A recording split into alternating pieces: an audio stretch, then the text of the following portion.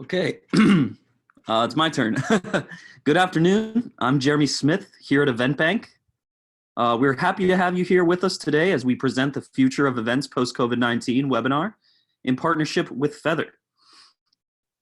As you know, current health crisis has certainly taken a toll on the event industry, and as a result, the industry's future landscape is bound to transform. Many conferences and industry events worldwide are being canceled or postponed. While in-person events will not be replaced entirely after COVID-19, event organizers will have to figure out ways how to drive revenue through events post-crisis. Event professionals need to look forward into the future and ready themselves for a revival.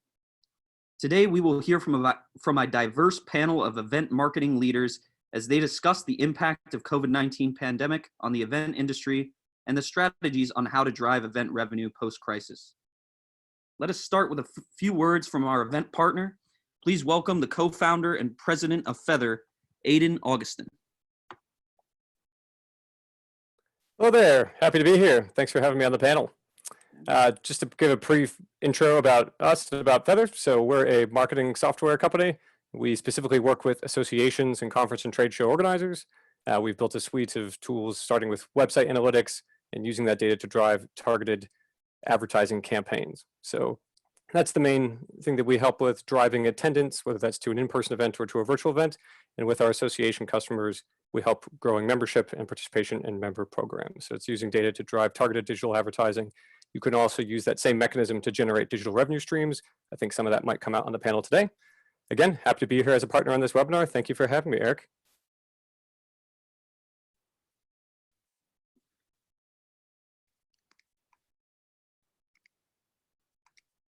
At this point, we can just move on, I think. Sorry about that. All right, thanks, Aidan. So the team here at EventBank is working really hard on new technology and new features that is going to help support the event industry and membership-based communities around the world. To tell you more about this exciting new features is EventBank's CEO and co-founder, Eric Schmidt. Eric?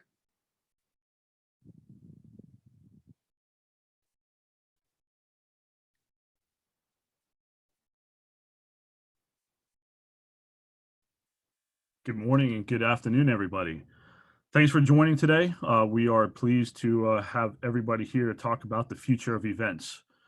A little bit of an introduction to EventBank for those that are not familiar with us. Really, it's about transforming professional communities and being able to help organizations connect and engage with their audience. We provide three solutions. One is our Chamber Association and Management software, which is really the core of CRM, and built on top of that is our event management, membership management, campaign, as well as finance tools and websites for those customers that need it. On the other side, we also work with organizations that are running one event a year or 1,000 events a year. The key is it's an all-in-one solution, mobile apps, everything is integrated into one platform. We work around the world. We have 12 offices globally, and these are just some of the offices in the different parts of the world, and some great organizations that we work with as well. Engagement can be challenging. So how do you really make sure people are engaged with the organization, whether it's somebody attending an event or getting involved with your membership? Over time, data builds, and how do you make that data work for you? EventBank's all-in-one platform really helps centralize all that data, information, ideas into one platform that allows you to operate your organization from anywhere, both from mobile as well as web, and as, of course, the experience that your attendees and members have with EventBank is bar none. For today is a special day. Over the past 3 months since the COVID-19 virus hit our Asia Pacific operations, we went into crisis mode. We started thinking about tools and features that our customers would be able to enable and engage their communities better. And so today, after I can tell you many sleepless nights from our team, we are happy to announce our communities functions and our community product. This is really to bring people together from their homes and allowing everybody to continue the engagement that used to take place from event to event. It's not just about when is the next event. The question is how do you participate in the community? and how do our clients ensure that they're engaging with their clients, members, participants 24 hours a day. The other thing which is also important is the exchange of business cards and really creating connections between participants. So we are happy to announce our digital business cards functionality that is also getting launched today alongside our direct messaging, so people can share and communicate long beyond the event is over, and also long hours into the night to make sure that they're building connections and building relationships that will serve far into the future. We're also launching our integration with Zoom. Of course, I would say most customers for smaller events, webinars, are now running on Zoom. Now that is possible with EventBank.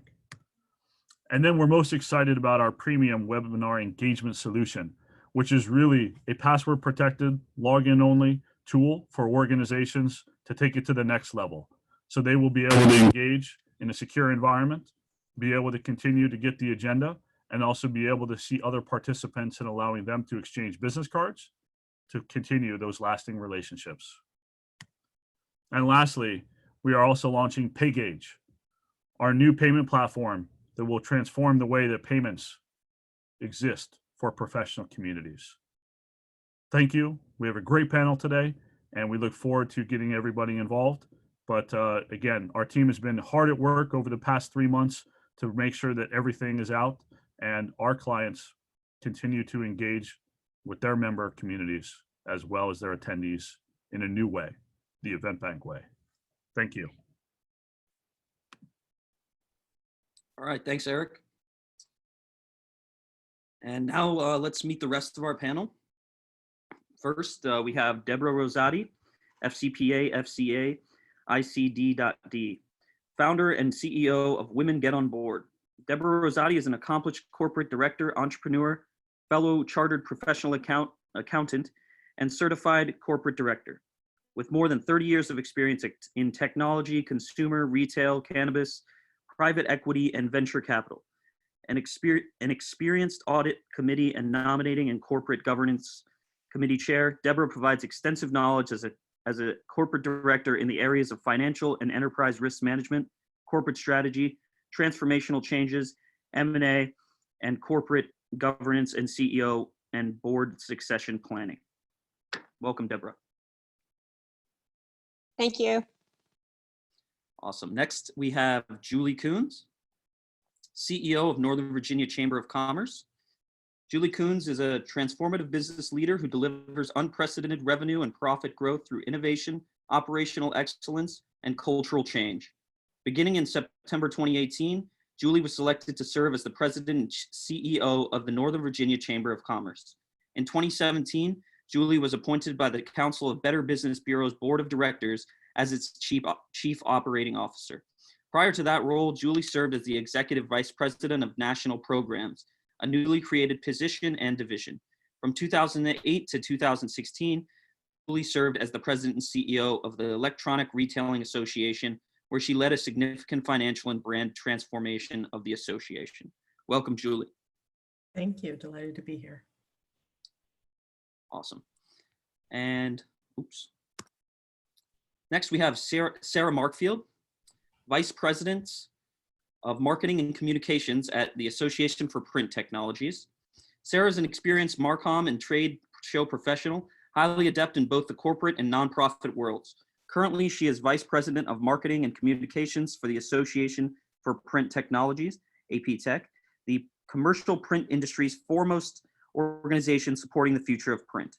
Previously, Sarah worked for HP Inc. in the Americas as a trade show manager and ran communications for its graphics solutions business. Sarah started her marketing career as an event manager at Coopers and Lybrand in London, England. Sarah earned her MBA from Fordham University and her BA from Union College. Welcome. Thank you. So glad to be here today. Awesome. So with that, I'm gonna hand it over to Eric, and you guys can get this discussion started. Great. Thank you, Jeremy. So the last couple months have certainly been troubling and very difficult for many of our colleagues around the world in the events industry, as well as associations and chambers of commerce, as events which have made up a significant portion of revenue for many organizations have been canceled. Obviously, refunds have been provided to many of them, and the industry overall has been hammered. The future is obviously what we want to dig a little bit into today, making sure that we can identify opportunities and also what is next for the events industry. We've seen trends that have taken place both after 9/11 as well as the world financial crisis, global financial crisis. And so today, we're obviously talking about the future past COVID-19. What I'd like to do is start out with a little bit of, I say, summary of your organization and the type of events that you all are running in order to understand exactly what you guys are doing and what have you been doing in the past. Then we'll dig a little bit into what is next for your organization. Deborah, why don't we start with you? Thank you, Eric. Delighted to be on the webinar today. Backdrop, Women Get on Board, I launched 5 years ago. It is a member-based company, and our mandate is to connect, promote, and empower women to corporate boards. We predominantly focused in Canada. We've been running events coast to coast through our national strategic partners, right up to, I came off the road from Calgary on March 6th, and a week later, we weren't going on the road anymore. So it was a reality check to say, how can we stay engaged with our community? How can we offer value? How can we empower our members? So started having conversations about, okay, we can't get in person for at least the springtime and the early onset. So let's convert to webinars. So we're rolling out our first 3 webinars with our partners starting end of May.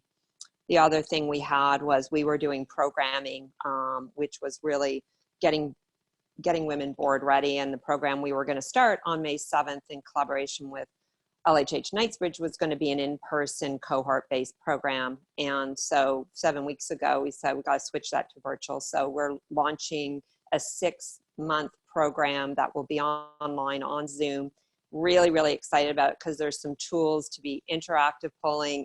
I'm sure all of us are experienced it. So literally the last 7 weeks has been a pivot, shift, and really excited about the future because it allows us to scale beyond Canada, allows us to scale across the country, allows us to open up and just be really innovative, and the tools are there. So high level, we want to stay engaged with our community and really having virtual events. And we had a summit we planned for the fall, and we just took that off the calendar. We said, that's not happening. Let's look at maybe doing it virtually or putting it out till 2021. So my view for 2020 is it's going to be virtual, and then there'll be a combination of virtual and online, but excited for the future. Great. Thanks, Deborah. Julie, biggest chamber of commerce in probably Virginia. Tell us a little bit about what you guys have been doing and what's next. Again, thanks for the opportunity, Eric, and delighted to be here with the panelists. We are about a 700-member organization. We do approximately 100 events a year. They are all local, heavily in our own space, and then also in member space, and then to some degree in hotel properties. They tend to be sort of 2-3 hours duration, anywhere from 100 people to 1,000 people, and it just depends. Much like Deborah, coming straight out of the week of March 6th, our in-person event cycle simply stopped, and we were very fortunate to be able to pivot to digital beginning the week of March 6th. And so we've actually been continuing to deliver the same programming that we had planned and continued, including this morning, all in a virtual format. We're using Zoom right now as our platform, and mostly that's working pretty well. We're planning that the balance of the year will be online in some version or another, virtual as in Zoom, or if there's something much larger that has a high investment by our sponsor community, we may take it into a more sophisticated platform. But I think we are now in a digital virtual mode of meeting our members' needs. So I can speak more about kind of what we're doing later. So thank you. Great, thank you. And Sarah, I know you've had some recent experience with some of your events, but give us a little bit of background on the organization and what you guys have been up to recently. Absolutely. Thank you so much for having me. So the Association for Print Technologies has actually been in existence since 1933, and we have a very, very long history of major trade shows and exhibitions. In our heyday, we would have over 1 million square feet of exhibit space that would be used. But we saw that the landscape of trade shows, especially in our industry, was changing. To give you an example from my background at HP, when I would exhibit at one of AP Tech shows, we were talking literally millions of dollars to move in our equipment and get set up. And businesses don't want to focus so much on that anymore. They want every dollar to generate ROI. And so at AP Tech, we had taken a look at this landscape, and we were already changing what we were planning to do for 2020 and 2021 when COVID-19 hit. That's not to say that we weren't having smaller events, but we weren't looking at the traditional trade show for the print industry. On April 28th, we had been scheduled to have an event in person in Orlando, Florida, and then we pivoted. And it actually worked out to our benefit, this new virtual world that we had not really gone into before. So where that event, we were expecting a very small number of people, very intimate, it was something that we ended up opening up globally and had over 400 people participate. So it really has changed the way that we're looking at the future. Great. And finally, Aidan, again, obviously you introduced your organization a bit, but maybe you want to talk a little bit about what you've seen over the last couple months in terms of your clients and how they've been, taking a different approach to the whole situation. Definitely. So we work with about 700 professional associations currently, and also a couple dozen large trade show and conference organizers. So groups like Informa that run hundreds of conferences and trade shows per year. So the types of events we typically help grow are conferences and trade shows. And so we've seen a lot of our customers explore pivots to virtual as well. The biggest challenge, which I'm sure we'll talk about today, is it's very difficult to monetize a virtual event at the same level that an in-person event can be monetized. That ranges everything from tickets, so even for an educational conference where people might have spent $1,000 to attend in person, we're seeing pushback even for $100 or a couple $100. Many of these virtual conferences are going to free, and on the sponsor and exhibitor side, it's very, very difficult to replicate an expo hall virtually, and without an expo hall, it's difficult to have many sponsors and exhibitors. So those are the two kind of main areas we're seeing a lot of challenge around, and I think there's some interesting ideas around monetizing a virtual event, and some of those I think will extend into the future when we get past the need to have purely virtual events and hybrid. So that the monetization component I think is the most interesting topic. Looking forward to getting into today. And thank you for that segue. We are going to dive right into that because I know that's one of the key things on people's minds is really how to monetize the webinar sort of format for all the organizations. It comes up time and time again. We get a lot of questions every day. People are trying to think about this model. Julie, love to start with you on this question. And maybe you've seen some different models around the chamber industry or associations that obviously you are in touch with on a regular basis. But what are your thoughts here? How can organizations monetize this online webinar experience? Sure. So we started out, we needed to really create credibility with our members that we could in fact deliver high quality digital content. So we started out with a business continuity series and we put that out far and wide, and we had a lot of other chambers in our region ask, because we put it out for free, whether they could run that. Well, we all know that that was really valuable, not only to the community because we reached more people in a time of crisis, but we also were able obviously to build our database. So beyond what had traditionally been the case. So that was, of high value to us for the future. We have recently, including this morning, converted our existing content that we would have had members pay for to this digital format on a paid basis. We've dropped prices a bit. And what we're seeing right now is we're basically achieving about 25% of what we would have achieved from a registration revenue perspective for these digital events. I'm hopeful that that's going to grow over time as people want to continue to hear from experts in particularly in our area. It's the field as well as the community at large. So, so we're seeing some traction there of converting to a paid model. On the sponsorship side, we are seeing some ability to get the paid the paid webinar model, that someone who wants to lead, develop the content and the like. We're sort of right now in the kind of $2,500 to $3,000 range, and we've had some traction. I would not call it an avalanche, but we are seeing some. So right now, that's kind of where we're at. That's great. Deborah, looking at, you guys, obviously you guys started creating some new programs that sort of fit this model, and people, potentially are willing to pay for. Obviously they've started to, but how have you guys started to think about that monetization of these programs for your community? Well, you're talking to an accountant, so I love monetizing all the time. Love counting those numbers. So really thought about that. So to Julie's point is, how do you drive value and, your pricing point relative to in-person events? And so, just as a reference point, we were offering our Getting Board Ready program. We launched that for an in-person program, and it was going to be $6,000 as a reference point, and it was supposed to start on May 7th. And then we said, okay, this isn't going to happen. How are we going to do it? And we looked at our pricing point, and we're sitting at about 25% reduction on what that pricing was in person. And it allows you to scale for sure. So, and it's that real sensitivity. One of the things we did was the sensitivity of, I think during the month of April, a lot of people were still in that response phase of COVID-19. They weren't quite thinking beyond that. So I think the combination of getting the right pricing and value for the price, but also the timing of when, we decided to move it to June as a starting point as opposed to May. We thought people are going to be more engaged, thinking time-wise they'd be in more of a hopefully recovery period.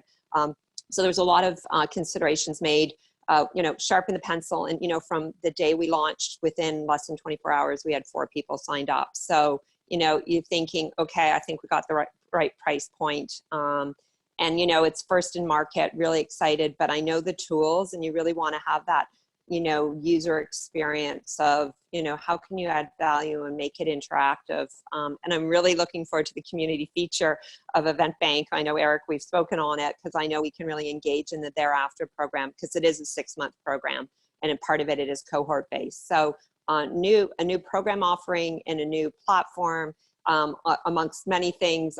Just really excited about the future, because I think that's going to be the way we'll deliver those programs in the future. So just using that as an example. No, that's great. And I guess looking, and interestingly enough, so, because Event Bank, obviously we help organizations with a lot of event registrations. We've seen actually China now, which was the first market hit, and they just literally started back in their offices over the last couple of weeks. Our team went back to the office officially yesterday for the first time. But, organizations there have now started to charge for these webinars. We've started to see some organizations here now start charging $5 even, which is a token fee, to really start at least getting some revenue in to cover the costs. But I guess, Aiden, as you look across all of your client base, what kind of models have you seen that have really started to help these organizations really continue to drive revenue? But, is there anything interesting that you've seen that might help some of our participants today? Yeah, absolutely. So, I think it goes without saying, but one of the main value props to a sponsor or an exhibitor of sponsoring an in-person event is that they get their sales team face-to-face, right? And so with the face-to-face networking component gone, I think one challenge that many sponsors or exhibiting companies, a virtual event sponsorship invites comparison with digital marketing alternatives and with other kind of brand awareness alternatives online that they could do instead, right? So it's no longer in the separate category of unique live, right? It's now just amongst other digital marketing options. But one of the successful things that we've been able to help many of our customers do is go head to head with that and say, well, we're going to work a digital marketing plan into this. It's not just a logo sponsorship of the virtual conference while it's taking place. There's actually a pre and post component that includes targeted ad campaigns, right? So a sponsor's ads could be retargeted to the attendees in the weeks leading up to the event. And then obviously whatever the component at the virtual conference itself with whatever brand placement or lead gen or whatever might include. But then post-event, similarly, there can be kind of like a nurturing digital marketing campaign, whether that's through retargeting, which is one of the things we help do, through email, through some combination thereof. But by positioning it as a kind of cohesive multi-channel digital marketing package, I mean, that's really what companies need right now, right? They don't have other events they can go sponsor, and many other traditional marketing channels, even direct mail or print right now, are not as effective while people are sheltering in place. And so the customers of ours that have been able to shift the conversation from a traditional sponsorship that happens to be virtual to now being kind of an integrated digital marketing plan that's put in front of a sponsor, that approach has seen traction with many. Let me follow on that with, have you seen, with these organizations now, of course, many organizations, at the beginning of the year, they set their budgets and, it's allocated to this. Digital marketing sponsorship is very different than a live, I want to sponsor a booth at this event. How have you seen that happening and taking place thus far? Right. So, yeah, on the note of budgets, obviously it depends on the size of the organization, but for a larger organization, it may be that traditionally digital is handled by a totally separate person or team than handles the event sponsorships. And in that case, if the point of contact that, say you have existing sponsor commitments, right, and you had to pivot your event from in-person to virtual. And so right now, that conversation is more, how do we avoid refunds? And you have an existing relationship with somebody who may not be a digital marketer, right? That's not the component of marketing at the organization that they oversee. As much as it can be made kind of tied up in a bow for them so that you're not putting too many decisions or options on them. It's just, look, we, as the event organizer, you trusted us to get the right people in front of you in an event context, trust us to get the right people in front of you in this virtual context. We will kind of have this pre, during, post united package mostly tied up in a bow for you. I think that's the approach we've seen most successful there. Because again, if you're trying to negotiate a more custom, complicated thing, that it just invites comparison with alternative options, and that might need to go through an entirely different budget line. So that's kind of the short answer, I think, that we've seen have success on that front.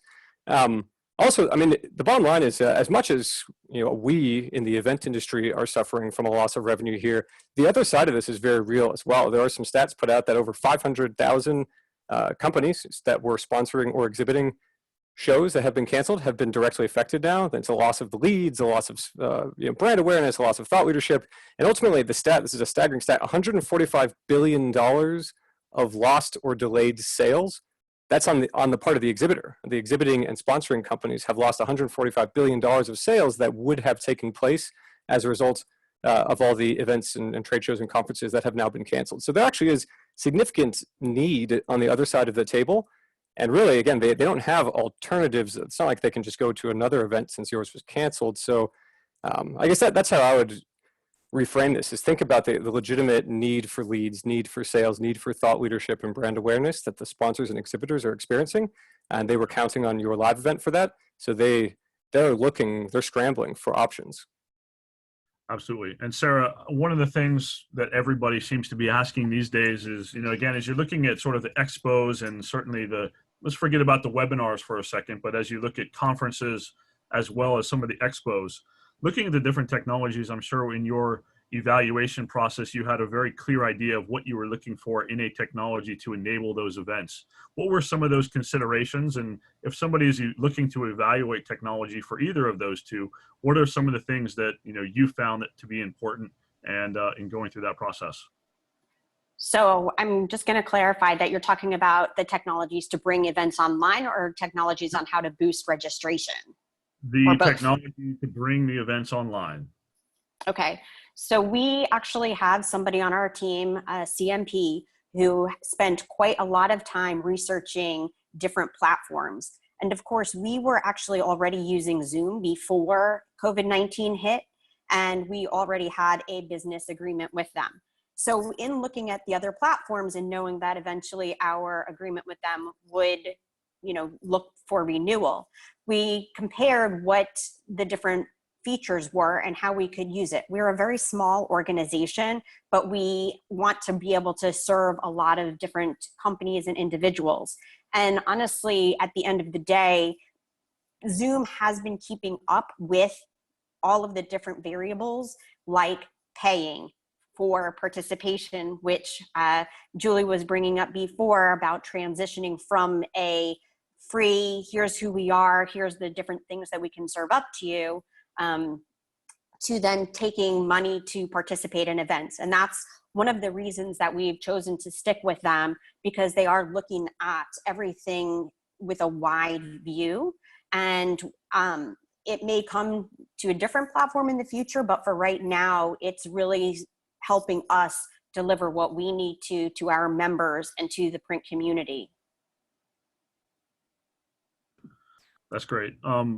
Julie, back to you. I mean, another sort of issue that's come up recently is people are thinking about what kind of technology. Obviously, Zoom has had some security issues over the past month or so, and certainly that's been on people's minds. You guys are obviously using Zoom for what you guys are doing. How do you think about that? Is that a big issue that people should be considering, or what are the considerations for you when you think about that technology to enable your events? So we are a very known community, and we do require registration. Even on the freemium model, we required registration for the precise reason I said in the beginning. We're building, opportunity to build our database. So we shifted over to all that they, recommend in terms of the password and the like, and we have not had any issues. But as I say, we tend to know our audience fairly well. That doesn't mean somebody couldn't pull something on us, but it is an unlikely scenario in our case. So, we've had upwards, and again, we're a regional organization, but we've had upwards of 500 or 600 on a webinar, and we just haven't had the challenge. So we're following all their guidelines. We're updating as they've advised. We'll continue to watch it, but it has not been a big concern for us. And again, we are also not, just to add to it, we're not having confidential discussions. We're not talking about industry standards or we're not vulnerable to some of the concerns if this is being recorded and could somehow be used in a public setting. So it's just not our concern. Yeah, and I will say this. I mean, again, there obviously was concern out there, but out of all the tech companies that have responded, I think quite well, Zoom is one of those organizations that actually has done a very good job at responding to that.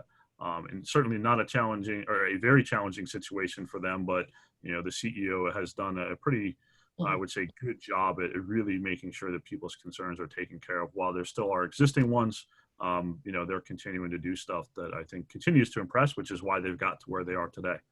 Yeah. I guess switching gears a little bit to sort of moving beyond sort of just the webinar.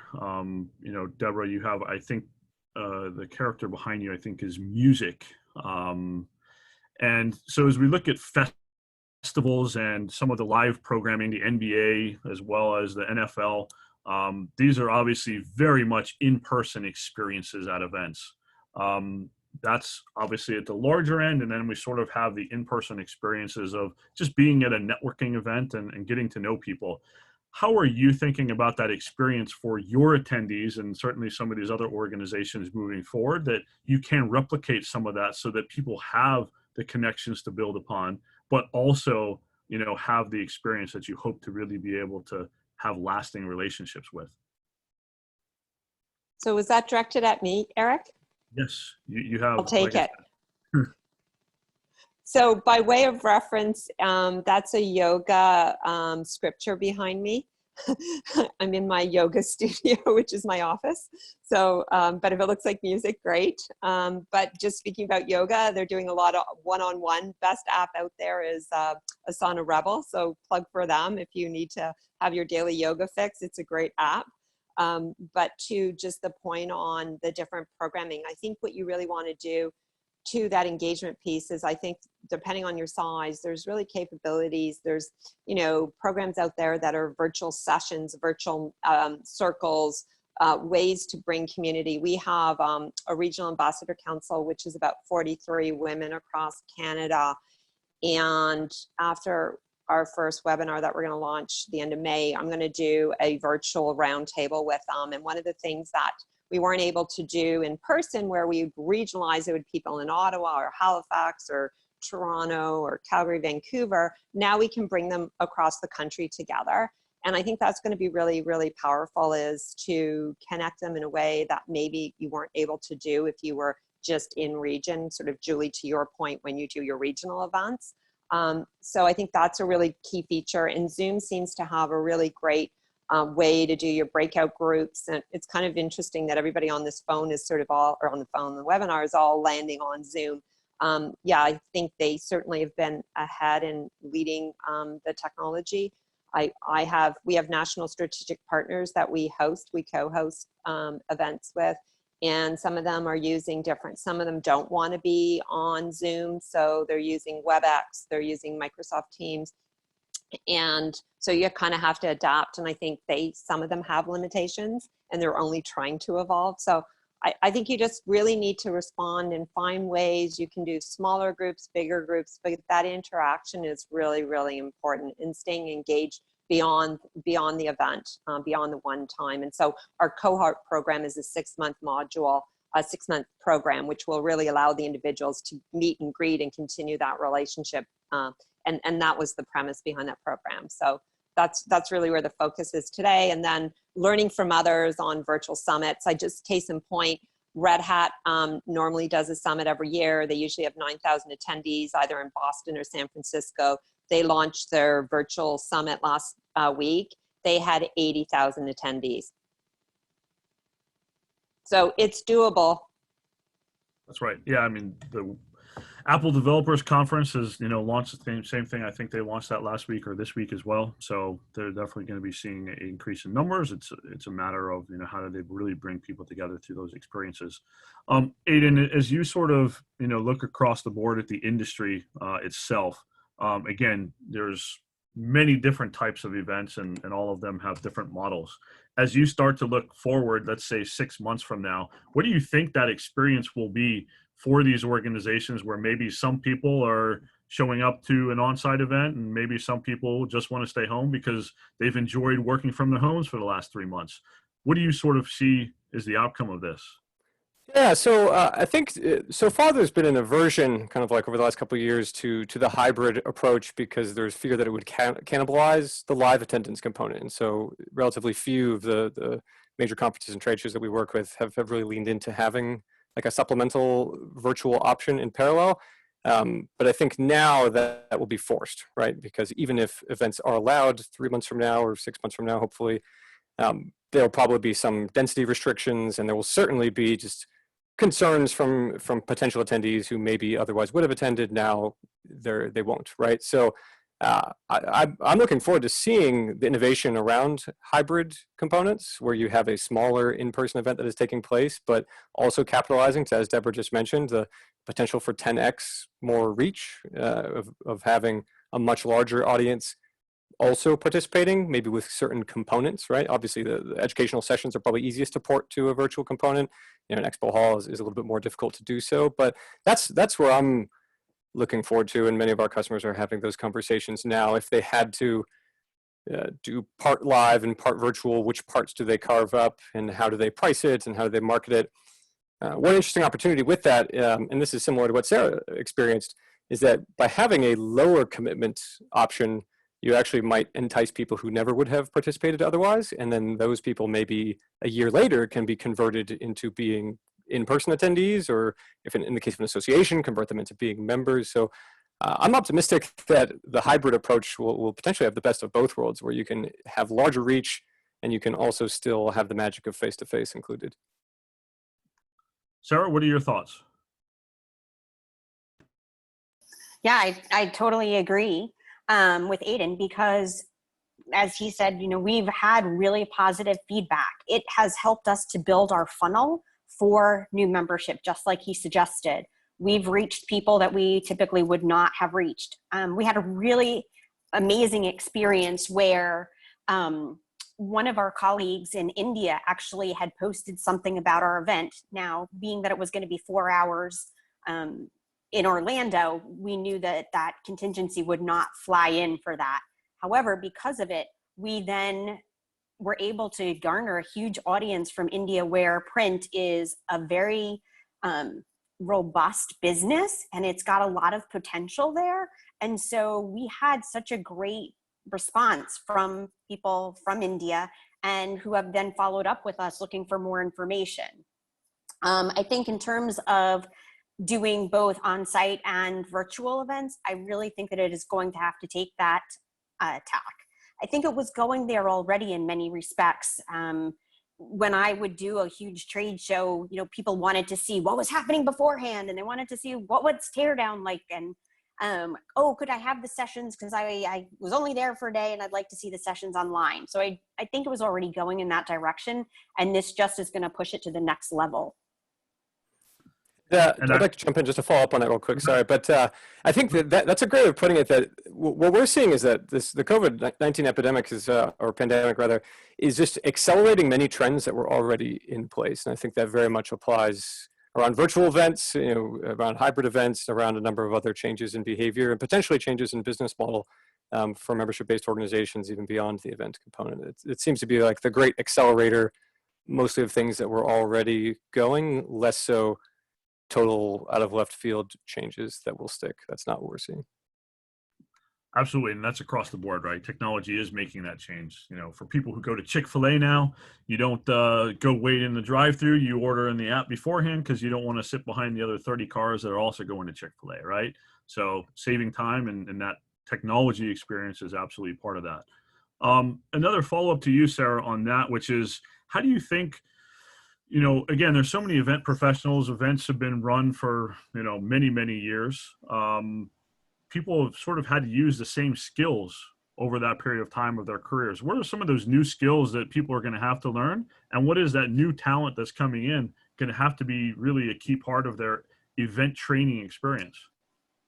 Technology, and how to leverage technology and how to not be afraid of it. So, you know, everybody's using Zoom, but they have so many different things that you can choose from when you're setting up an event. And we actually, before our event on the 28th, did a lot of test runs.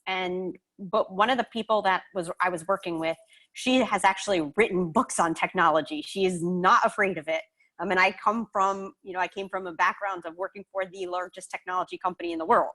So I'm not afraid of it either, but it's just learning what's available to you and how to use it, and then practicing it. I think that's the biggest thing. And for us, as a small organization, we'd not really had any digital advertising. And I was approached by Feather and decided to work with them. And that actually has really impacted how we reach out to people and get them to register for events. Because one of the things that we can do with them is geofence past events and reach out to people that we know were already warm leads in our industry and convert them into people who would participate in our events. So that's been hugely important for us. So it's all about technology. The great thing right now is the people who are typically doing digital advertising, like travel companies, they're not. So that gives a small company like mine more opportunity to get in front of people and get them served up ads so that they have a taste of who we are and what we can provide to them. Julie, looking at, you know, the chambers of commerce and associations, you've obviously worked for a few of them, and certainly some famous ones. You know, as you look at back to your experience and looking forward at these organizations, you know, talent has always been part of that question. Millennials have sort of always now trying to figure out how to get in. Is this the time for millennials to really take a more leadership approach in these organizations because they have that technology experience? Or how do you view that?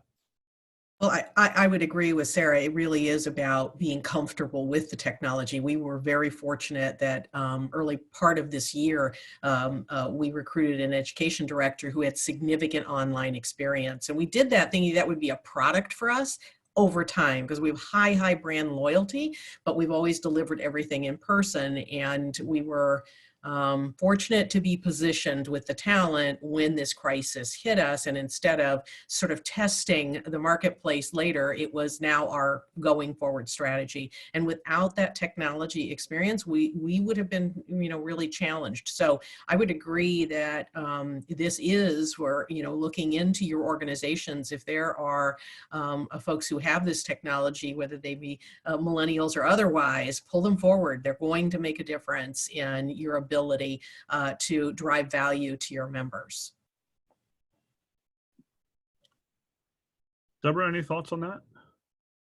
Well, one of my experience that I'm going in real time is as we are filling out the online program for Getting Board Ready, we're going to bring in a technical producer while we co-facilitate with my colleague at LHH Knightsbridge. We are going to have a technical producer. So when we need to go to breakout groups, so we can focus on the content delivery, we don't have to worry about very much like your composition that you have for this webinar, Eric. You've got your team behind you. So it's different way of thinking. Instead of worrying about the caterers and the food, you're worrying more about that experience, the user experience, to ensure if they have questions, they have problems logging on, whatever it might be. So I think we're going to have a new job profile called producer for online events, and it's going to be a new role in many, many different ways. But again, you have to be able to embrace the technology because the technology is there. Absolutely. I have a quick question to ask on that note. So something we've seen emerge for virtual conferences as best practice is pre-recording speakers or panels and then playing them with the speakers or panelists in the live chat. That takes production effort to your comment there, but that's something that we've seen catch on, and it seems to be emerging as a best practice to drive more engagement. Curious if anybody here has done that yet, or like this, still sticking with live webinars. So if I might, we have been discussing that at AP Tech. If you go online and you see there's quite a lot of personalities in the online world who deliver content that way. And one of the responsibilities I have is social media. And so I did a lot of investigating on that. And we are going to go into that direction because it's much more stable. One of the things that we learned that doesn't work that well is if you've got people globally presenting, there can be time lags and there can be other technical issues. And so by recording in advance, you can alleviate some of the potential problems that you would have with that. So we didn't do it on our last event. We may not do it on one we've got scheduled for June, but we certainly will be doing that in the future. And we've been investigating different technologies to be able to execute in that fashion. Can I just follow on? Because that's very exciting. And I think what you can do is you can take sound bites from that recording and promote the upcoming. So instead of, sometimes you would just do separate interviews, you can incorporate. So it just gives you, and then the post, so it's pre, during, and post, and you can leverage that all through the event, cycle. To build on that, one of the things we're looking at doing that for is awards programs. So many organizations, and particularly chambers, have lots of awards programs. And so we're looking at doing that for an upcoming awards program and then thinking further out around some of our even larger ones. But we think that we can capture people where they are and then augment that. So it really is, in our case, it's going to have a lot of video, essentially, investment. And Julie, on to, I guess, another topic. Of course, membership is a big part of every organization, at least chambers of commerce and associations. How are you thinking about rethinking the membership model as it relates to this new environment and certainly looking forward? Is the revenue important, or is it the experience that people have through these webinars that will probably continue, once we get even out of this crisis? Yeah, I think it's a balancing act. We can't ignore the revenue component of it, but I do see where so I would say for a chamber in particular, our highest value has always been in our advocacy, both local, state, and now increasingly federal on behalf of our members, and we're of course right here in the backyard of Washington D.C. So. where we're really doubling down is all around advocacy, and then taking that into our webinar format, and I think ultimately some of our other digital formats. So, whether it's bringing the governor to talk to members, or whether it's our federal delegation, we have a PAC. We're bringing our PAC candidates, so to speak. We do some early get to know you kinds of things. Those are all going to be done in webinar format. So we're really elevating what I would call the most essential thing we do, and then we're also celebrating members. It's all distributed in the sense it's digital webinar format. As I say, we'll be going to some recordings. So it's a balancing act. We can't ignore the sponsor piece and some of the registration revenue, but where we're really trying to maintain that membership is around the highest value we drive, and especially in a crisis, knowing how to navigate, having access to policymakers and electeds. Deborah, any thoughts on membership on your side? Obviously, besides the program, what else is valuable? Well, when I launched Women Get on Board, from day one, it was a membership based company, and we have multiple ways, multiple benefits beyond events themselves. We post board opportunities to our members as well. We offer, and we try to, through this whole, I think we're going into our 8th week or 7th week of posting updates and being a resource. So we've tried to be sort of an aggregator of content. And so we weren't necessarily delivering webinars to our members, but our partners were. And there was a lot of great content, because our focus is around good governance. Our focus is empowering women on corporate boards. So what did you need to think about? Are you thinking about a virtual AGM because you can't do them in person? So we were trying to be really targeted and stay ahead, and recognize our members, leaders in our community, that we're doing great corporate social responsibility initiatives with respect to COVID-19. So staying engaged, celebrating. And so we're just not a one-trick pony, and we continue to offer different services and different just different initiatives to our members to stay engaged as much as possible. And Julie, back to you. There's quite a few chambers of commerce on here that, they run festivals, they run a lot of in-town events that obviously are the experience of the town or the county. First, when do you think we're going to get back to that? 2, what do you think is going to be that format that's going to help, continue to get revenue in, but also maintain that tradition that has been, in some cases, been going for 50 years?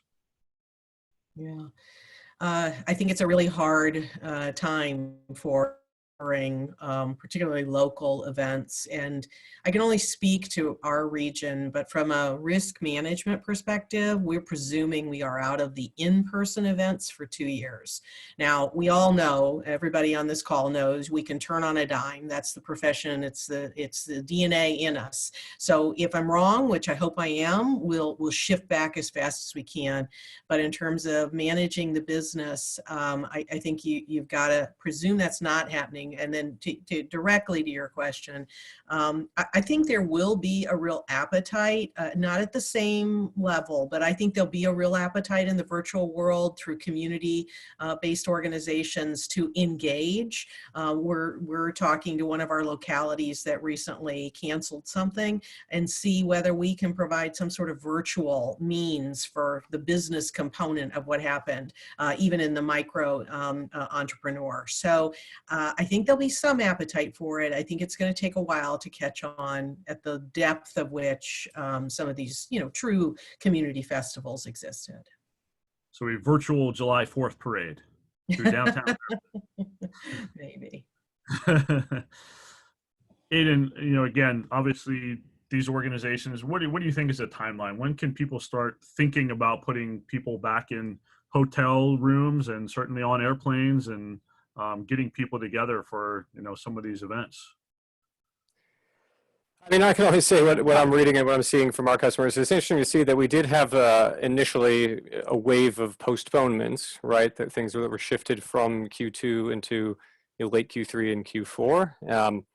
Now, many of those folks are starting to, I think, come to grips with the likelihood that they will still be affected at best, and at worst not be able to hold it. This is mostly for much larger events. I mean, personally, I'm optimistic that smaller events, which I know for chambers and for many of the organizations here, under 100 people, smaller networking events might be allowable quite soon, within a few months. But large conferences and large trade shows seems far less likely, unfortunately, that will happen through 2020 at this point. And I think looking at the indicators of the large publicly traded companies that run hundreds of these per year, and they're for profit, that's what they do. I think they're a good indicator of this. They were the ones that were most successful at rebooking because they have relationships with the large convention centers, were able to find space for their shows, but they're now, again, the ones, I think that's the bellwether as they start to cancel the whole 2020 cycle. So we'll see. But yeah, I would say large conferences trade shows not coming back in 2020. Sarah, any thoughts on this? Yeah, I completely agree with Aiden. What we've seen in our industry is that, yes, there were first the cancellations, then the postponements, and now we're seeing things not being postponed to Q3 and Q4, but being pushed now into 2021. And what we are being faced with in the print industry specifically is that now that everybody's trying to condense the time frame, that there are numbers of events that are literally on top of one another. So where you might have had a huge audience before, now you're fighting even more for your audience than you were previously. The other issue is that the travel, if it's a local event, if it's a smaller event, if it's under 100 people, it's much more likely that you're going to see those resume much more quickly. But when you're talking about tens, 20s, even hundreds of thousands of people, something like a Drupa, which is the world's largest print trade show, happens every 4 years in Germany. Will people want to pick up from the US or Asia Pacific and fly to Germany, not having real knowledge of what the precautions are being taken for those types of events? So I see those struggling much more.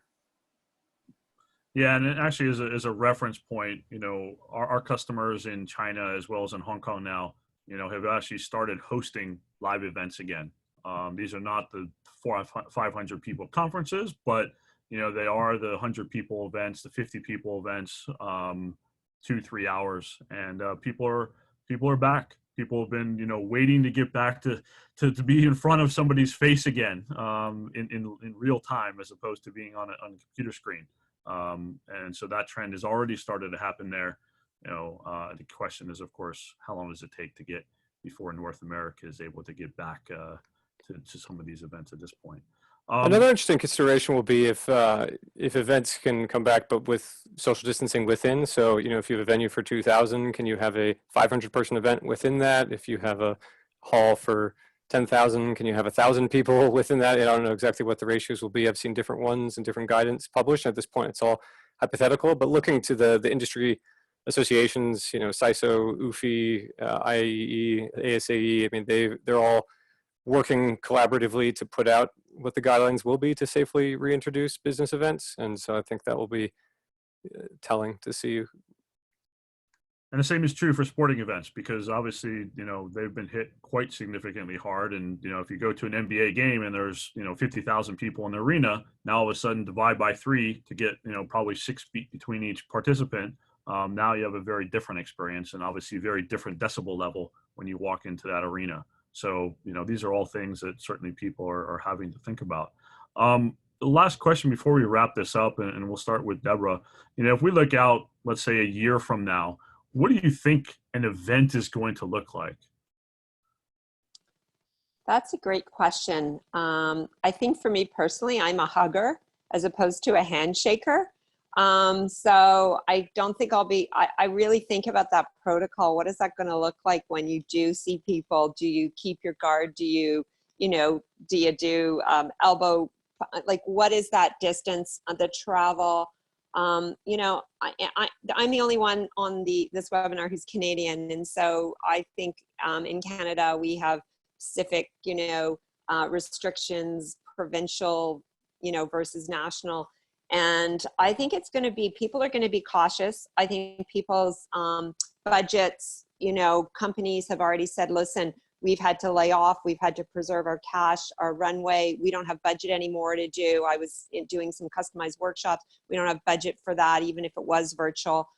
So I think people are really reassessing what their budget's going to be. What do they need from a professional development perspective? Are they, what dollars are allocated? Because most of those would have already been budgeted for 2020. And some of them they've had to revise during 2020. So what does 2021 look like? I think there'll still be cautiousness. I really don't know what an event's going to look like. It's going to be different. It will definitely be on a smaller scale. Our events are smaller. So, at max, maybe 100 we would have if we were a Toronto event. But we were going to do a summit. And so I don't know, we're going to have restrictions that are government led. So it'll really depend on how that rolls out. So for 2021, still uncertainty, but I do see something like a hybrid model as a go forward strategy. Julie? I would say that we may have the ability to be back in small groups, to your point, Eric, around 100. I worry about the psychological question of whether it's essential to me to go. And in our case, particularly, we have a lot of household name brands in our membership, and frankly, whether their companies will allow them to attend. So we certainly want to return to that in person, and we will do it if it's possible and if our members are willing to participate. I do think it will be smaller scale. So I think what I would say is it would be sort of a hybrid business model, which is we'll have some in-person scaled to the demand and opportunity, but I think we will still be heavily online in both content, visibility opportunities, because our members want and need visibility. That's sort of a part of being a part of a chamber. So we're thinking about visibility opportunities that would be heavily digital.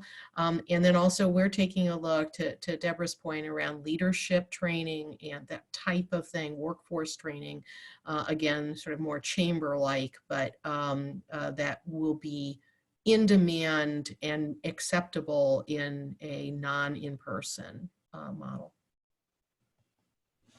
Sarah? So I would agree with what Julie just said. What we're finding is that a lot of our members, because they have not had these trade shows that they've typically gone to, they're looking to us to come up with new ideas for them. And that actually has opened up some really exciting new opportunities for our association.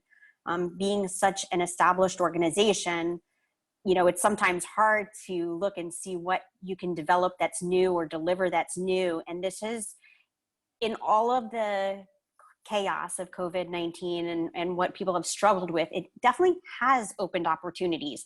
One of our members, he wanted to play a game with his kids, and because he owns a print company, he was able to print out the game. And he was like, I could go start a new business on this. And I don't know if he will or won't, but it has given people the impetus to think of new ways of doing things. And so I think that the dynamic of everything is changing. And I think it's exciting, and I think there is opportunity. So I think I made the analogy the other day that it's the phoenix rising out of the ashes. There's something to be gained from this. Aiden, what are your thoughts here? I'll keep that kind of positive trend rolling in that I think virtual events and the hybrid virtual component of smaller live events, I think virtual will stick. I think people are going to get better at it. And so that's part of this, right? We've had hundreds of years of running trade shows and a couple hundred years of conferences in a relatively similar format to as they're done today. Deborah talked about having the role of a producer, right? And I think production and event design, those are areas for innovation as much as technology. And as that takes place over the next 3 months, 6 months, 12 months, virtual events will get better, right? They'll become more engaging, they'll become more compelling. And I think there'll be ways to carve out the clear role that they fit. I do not think that face-to-face events will be fully replaced when and as they can take place safely, and to whatever degree. I'm sure there's pent-up desire for that, and it will return both from a social standpoint as well as from a business standpoint. But I do believe that virtual events are going to stick Some may fully replace, others will augment, others may find different kind of combinations throughout the year that maybe they run more events that are, a varying degree of in-person versus virtual. So I'm looking forward to seeing virtual events get better. I think there's a lot of opportunity there, and I think it will happen, and I think that will be to the benefit of us all. Absolutely. And, before we wrap, I think, one of the things that continues to come up in discussions that we've had with folks is, identify the sacred cows. Those things that have been taking place the same way for the last 20, 30 years, don't be afraid to kill it just because it's been done that way. Obviously, this is always a challenge for boards to make some of those decisions sometimes, just because that's the way it has been, and we should continue to do that for the next 20 years. This is the time to rethink and take in the full opportunity that comes with this situation. And sort of that's obviously a key thing that we continue to see over and over again, which leaves us to like to share a quick video with everybody before we wrap up. And here we go.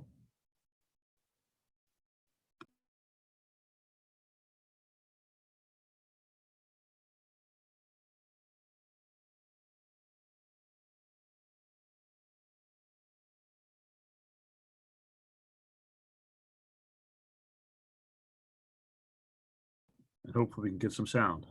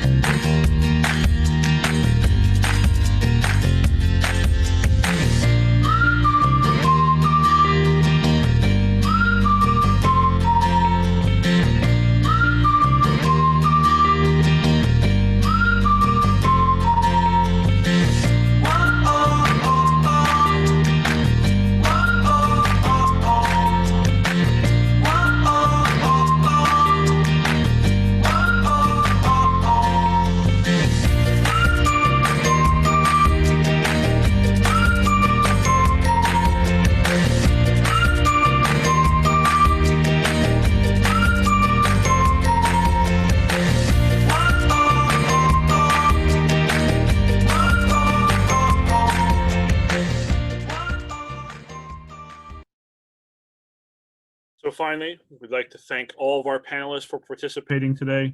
Of course, our co-organizers on this, Feather, and their participation, and certainly everybody who was able to join us today. Thank you. I hope we were able to provide you some insights and certainly strategies for the future. We look forward to some more programming over the next few weeks, and certainly we are thankful again to our panelists for participating today. Enjoy your afternoon, or if it's still morning, depending on where you are in the world. Some people I know are joining from Asia and Africa today. So thank you for participating. And for those people, good night. And for everybody else, have a great rest of your day. Thank you, Eric. Thank you all. Thank Thank you. you. Thank you. Cheers. Cheers.